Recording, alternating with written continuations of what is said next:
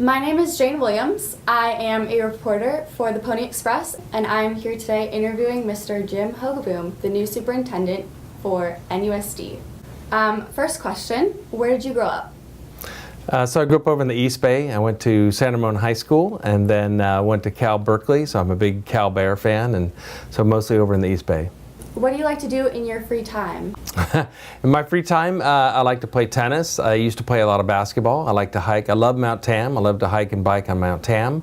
And then a lot of my time is spent watching my son's sports activities. What do you enjoy about your job as superintendent? I think I like the variety of it. I get to get into classrooms and see what students are learning. I get to get into the community. I get to go to business meetings. I come across a lot of different people. So everybody is interested in education, which makes it fun. And so being able to try to be in a position where I can try to influence education in a positive way is very gratifying. So I think, but I like the diversity of it. Like every day is a different day and I get to do different things. What is your past experience working in education? So I graduated from Berkeley and didn't go into education. I went to work for Boise Cascade Office Products for a while and then found my way back in education about 6 or 7 years later. So I started teaching at Tam High and taught leadership and government at Tam and some other social studies classes, and I coached girls basketball, and then came to Novato actually to Hill Middle School as the assistant principal. From there I opened a middle school in Roseville. From there I went to Corvallis, Oregon and was an assistant superintendent, and then from there I went to Lucia Mar, which is on the Central Coast by San Luis Obispo, to be the superintendent for 7 years, and then I just came here. Going back to your past, what was your favorite class in high school? My favorite class in high school was probably student government. I was junior class president and student body president, and I loved working in ASB, working on rallies, working on issues to try to improve the school. So probably that and the regular government class. I was really interested in that. What are you passionate about inside this education system and outside the education system? I think inside education is having a school be more relevant and engaging to kids. I still unfortunately think there's too many times when kids are bored in school, and I think that we've got to work a little harder to make things more relevant and engaging through project-based learning, which a lot of our teachers are trying to look into, through a lot of academies like at San Marin, where you're trying to get students involved in an interest area that they have, or the Marin School of the Arts at Novato. So I think finding ways to engage kids, interest kids, give them real world meaningful skills and experiences through projects is probably my main mission that I think we need to work on. What are your priorities or plans for the district and why? So our priorities are really to get our district focused together, and so we've worked on that, and the school board has 4 priorities that they've come up with. So those are equity and trying to make sure that students receive the support, all students receive whatever support they need to be successful. That's the first one. Student success, which has a lot to do with the engagement and making school relevant and interesting and working on 21st century skills would be the second one. Supporting our staff, because there's been a lot of changes in education over the last couple of years, and professional development for our staff would be the third one, and retaining and hiring the best teachers. And then the fourth one is community outreach and communication, to make sure that we're giving the community the information they need and also getting information from them. What skills do you think students need to be successful in high school, and how are you going to ensure that they have those skills? So I think the first thing is that skills right now are just as, if not more important than the content that our students are learning. And with the advent of the internet, you can find almost anything you need online. So I don't think that means you need to be ignorant. It means you can find that content. So while that's going to be important, it really is those skills. So those 21st century skills of collaboration, critical thinking, creativity, and communication, those are really important. Things like being self-directed, things like being culturally competent and aware, perseverance. I think those are the kinds of things we need to be working on, and I think we're right now as a district trying to identify what are the most important of those, how do we assess those, and how do we make sure that we're teaching those so that the skills and the content are given equal priority. What are you planning for your visioning or revisioning process of the district? So we're starting with our high school teachers and middle school teachers, and we've been working with them on what are the most important skills our students need to have. We're going to bring both the high school and middle school teachers together in the next few weeks. So we'll start with them, and then we'll basically ask everybody the same questions, which are along the lines of how has our world changed in the last 25 years? What would be the skills that our students need to have to be successful in that world? And then how well are we doing with teaching that? So that's kind of our focus, is to get engagement and involvement from as many people as we can, and then narrow that list down to 3, 4, or 5 skills, and then try to do a better job of teaching those things. Why are you passionate about student voice, and how will this affect or change the district and how it's run?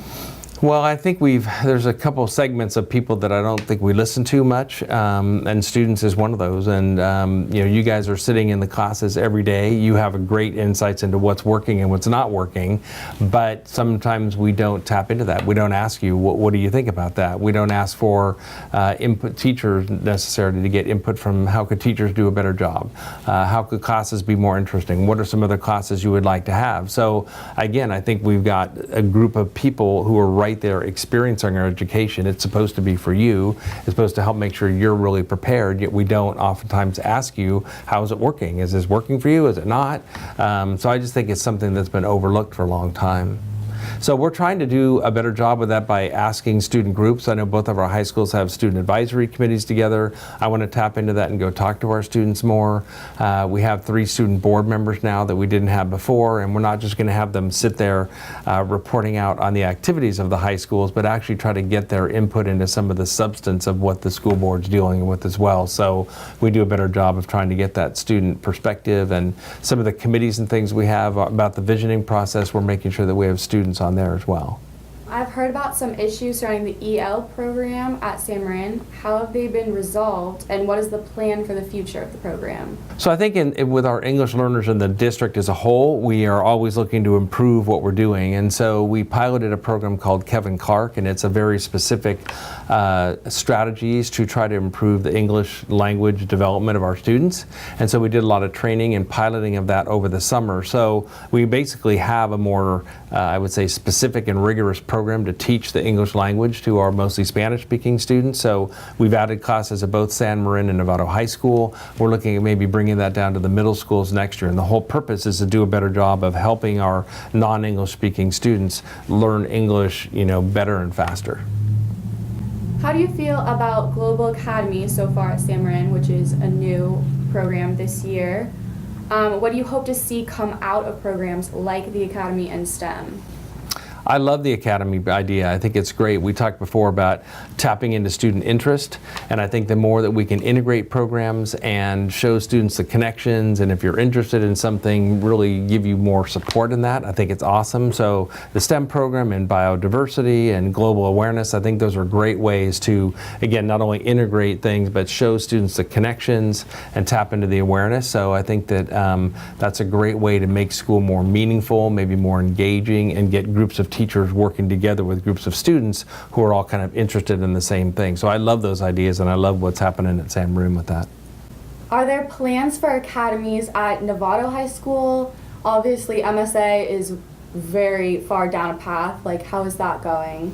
So I think MSA is doing great, and I think what they're thinking about there maybe is not pathway, is not academies, but more pathways. So career technical education pathways. So I think they're talking about maybe a business entrepreneurship pathway, maybe a health pathway. So it's not as it's not like you get in that academy and that's all that you take, but maybe you take 2 or 3 classes that give you some experience in that. And we're trying to also work with the College of Marin to see if we can get some classes there that students from both San Marin and Novato High can take, especially at Indian Valley since it's so close. What is your vision for the future of the structure of classes and academies at the high schools? Well, again, I think project-based learning is the way to go, and I think the more we can integrate classes, the better. I think I like a block schedule where you have more time to get into things for discussion. I think that discrete classes that don't have anything to do with each other are not a good thing. If I had to go to 7 different classes in 7 different ways that didn't have anything tied together, that's not a good way to go. So I like flexibility. I like it when students can take classes at college and Marin and get credit for it. We probably need to start looking at distance learning some. So, I mean, it's a really changing world, and unfortunately, education's a little bit slow to change with that. So, again, students learn in all different kinds of ways, and we're not always as flexible and nimble as a school system to be able to be as responsive to that. So, not everybody learns by sitting in a class of 30 to 35 kids, having the teacher talk at them. So, anything we can do to mix that up, to get students more involved in that, to have the teachers work with students more, to get students out in the community. I'd love to see more internships, all those kinds of things that really play on what students are interested in, not just a teacher standing there telling kids how things work. Is there plans for more structure like that at lower grades, so like elementary and middle schools? So I know middles are doing a lot of project-based learning, and hopefully that'll just that'll grow. They still have some integrated social studies and English language arts. At Sinaloa, they have social studies, language arts, and science. So in some of those areas, they're already able to do that. And elementary, I think, is doing all kinds of interesting stuff, and technology is a big part of that as well. So I love it, like at Hamilton, where all the kids are given an iPad. And we're certainly going to work towards being able to have a one-to-one learning environment where students are being able to use that, because technology, I think, has a great opportunity to really engage kids more in learning, get them working in groups together and that kind of thing. How do you feel about the phasing out of honors English and earth science at San Marin? So that decision got made before I got here, but I think that our main job as a school district is to make sure all of our students are challenged, and then I think there's a lot of different ways to do that. So I think there's again, and maybe that's being challenged with an AP class on one hand, or we talked about English language learners, maybe they're challenged in a different way. So I know there's a lot of different ways to make sure that kids are given a rigorous, strong curriculum, and so sometimes honors are part of that, and sometimes they aren't. I'm not sure that honors classes necessarily get that extra weight, so I think schools are always balancing how to help you make sure that you guys as students get the rigor and the challenge that you need to be successful later on. What is your opinion on Common Core a couple of years into the transition, and how does it affect lower and elementary grades as well as high schools? I love the Common Core. I think it's been a great shift from kind of memorization of facts and recall to really a more in-depth, complex curriculum. But it's not a curriculum, actually, it's standards. But we're really clear on what those standards are. I don't think it makes any sense for states to have all different standards. So I'm glad the governors got together to push it. I think it really involves a lot more critical thinking and making people go deeper into subjects instead of wider. I think this district, before I got here, did a great job of providing professional development for our teachers. So really, obviously, that focuses on language arts and math. Math in particular, I've been amazed at how our teachers have embraced college prep math. And again, students working in groups and in teams with a lot more manipulatives, a lot more hands-on learning. And so that, I think, is really going to help our students be better prepared. And really, it's affected learning across the board, because teachers are coming together to work in teams to help figure out, well, how are we going to teach these new standards? And the assessments that come with that are more challenging as well. So we just got our first SBAC results, and students didn't do that well in terms of how many were maybe at proficient level and things, but we haven't been teaching that. We were teaching in the past a lot more of memorization and recall. So now that we're asking more of our students, I think those tests are going to reflect it, and the end result's going to be better learning for our students. How are decreasing the opportunity gap and implementing Common Core going to minimize the achievement gap? So the achievement gap has been persistent, and I think there's a lot of reasons for that. I mean, some of it is that we have students, especially English language learners, and we need to do a better job of making sure those students learn English and that they can be more successful. Frankly, some of it has to do with some inbred racism that's in our schools through inequity kinds of systems that we have in place. So we are doing a lot of equity training right now, making sure that we're helping people to kind of look at themselves and say, well, how do I view the world, and is this fair? But more importantly, I think, is how are we providing support for all of our students to be successful? Not everybody learns the same way. Some students need more support than others, and we have to make sure that those students who are not doing as well as we want, that we're giving them the support they need. And to me, that's what's going to be necessary to close the achievement gap. What are your plans for increasing communication with the community? So a lot of it is outreach, a lot of it's being in different places, whether that's going to PTA meetings at schools, or last night we just had a community meeting at Novato High School. Later on this week we have a traffic meeting at San Jose. So a lot of it's just being out in the community and attending those meetings, but also inviting people in and making sure that people feel welcome. I did mention students as one of our groups that is really underrepresented. We don't talk to them enough. Another, I think, it's our Spanish-speaking parents. Because they don't speak English, sometimes they don't feel comfortable coming into our schools. So sometimes I think that makes the burden on us to reach out to those parents. Maybe we go to a local church where there's a lot of Spanish-speaking parents, or we go to the ELAC meetings or the DLAC meetings. And not only that, but translating a lot of our materials in Spanish. So a lot of it's going out to where people are and not just expecting that people are going to come down to the district office. San Marin seems to be focusing on sciences with STEM. Novato has MSA. Where does the SMART program at San Marin fit in? So I think that academies and whether that's MSA or STEM are really important to tap into students' interests, but I think it's also important for schools to try to meet the needs of everybody. So not everybody's going to be able to go to the Marin School for the Arts. I mean, I might want to go to San Marin, and so I think it's important that I should be able to take drama at San Marin. I should be able to take great art classes, music, chorus, that kind of thing. So while I think that focus is important, I think we do need to support all of our students. So it's not like, oh, you're interested in the arts and music, everybody's going to go to Novato High, or you're just interested in science and technology, so that you're only going to go to San Marin. So while those focus areas are important, I do think it's important to support, a well-rounded education as well.